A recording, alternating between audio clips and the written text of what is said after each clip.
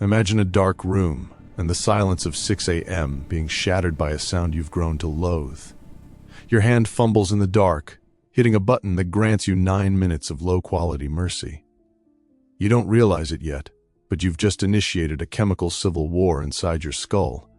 This is the story of the human machine, a biological masterpiece that we usually treat like a piece of junk mail.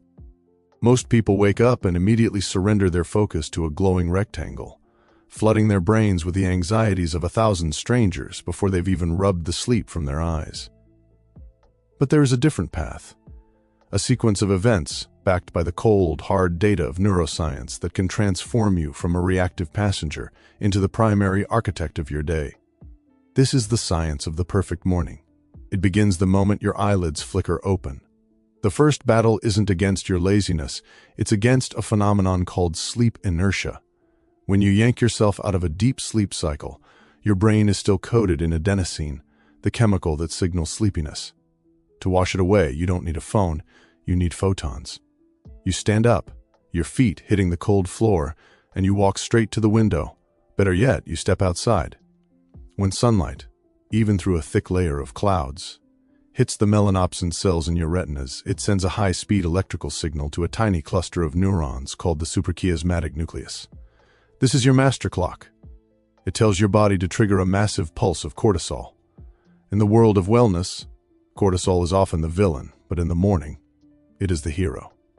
This pulse sets an internal timer for your entire biology. It regulates your body temperature, your metabolism, and most importantly, it starts a 16-hour countdown for the release of melatonin later that night. If you don't see the sun in the morning, you aren't just tired today, you are sabotaging your sleep tonight. But as you stand there in the light, your brain starts screaming for a different chemical, caffeine. This is the great trap. You reach for the kettle, but you stop. The science tells us that if you ingest caffeine the moment you wake up, you are making a deal with the devil. Your adenosine levels are still dropping. If you block those receptors with coffee too early, the adenosine just lingers in the background, waiting to pounce. This is why you crash at 2 p.m. by waiting just 90 minutes, letting your natural systems clear the fog. You ensure that when the caffeine finally hits, it's a clean burn. So instead of the bean, you reach for the bottle. Not just water, but water with a pinch of sea salt. After 8 hours of respiration, you are a desert. Your neurons need electrolytes to fire. You are literally charging your brain's battery. Now the body is hydrated, but the mind is still quiet. This is the moment for the thermal shock. You step into the shower. The water starts warm, but then you rotate the handle until it's aggressively cold. Your breath hitches. This is the limbic friction. Your brain is screaming at you to stop, to get back to the comfort of the heat. By staying under that freezing stream for just 2 minutes, you aren't just waking up, you're training your prefrontal cortex to override your primal fears. Chemically, the reward is massive. Cold exposure triggers a 250% increase in dopamine levels. Unlike the cheap dopamine you get from a like on social media, this isn't a spike followed by a crash. It's a slow-release wave that stays with you for hours, providing a baseline of focus and resilience that makes the day's later stresses feel like minor inconveniences. You dry off, feeling a strange sense of electricity under your skin.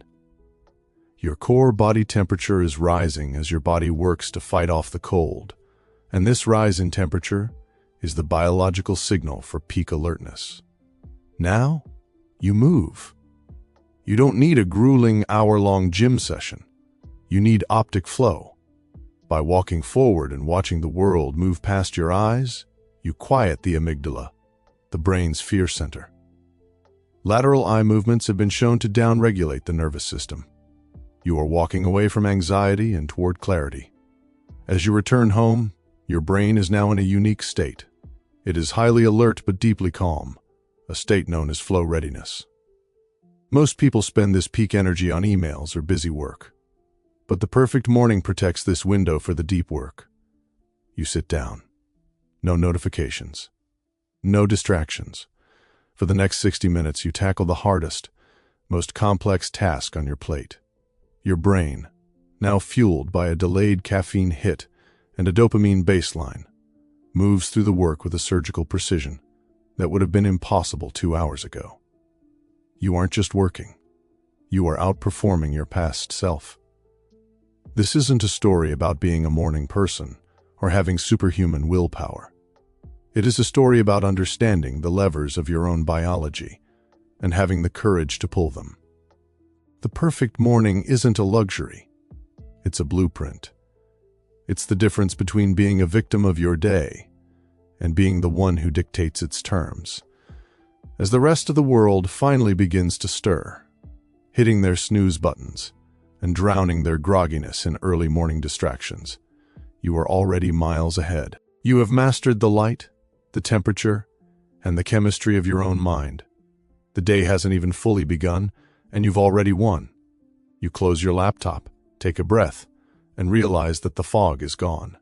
This is what it feels like to be fully human, fully awake, and completely in control. The silence of the morning is no longer a burden. It's your greatest competitive advantage.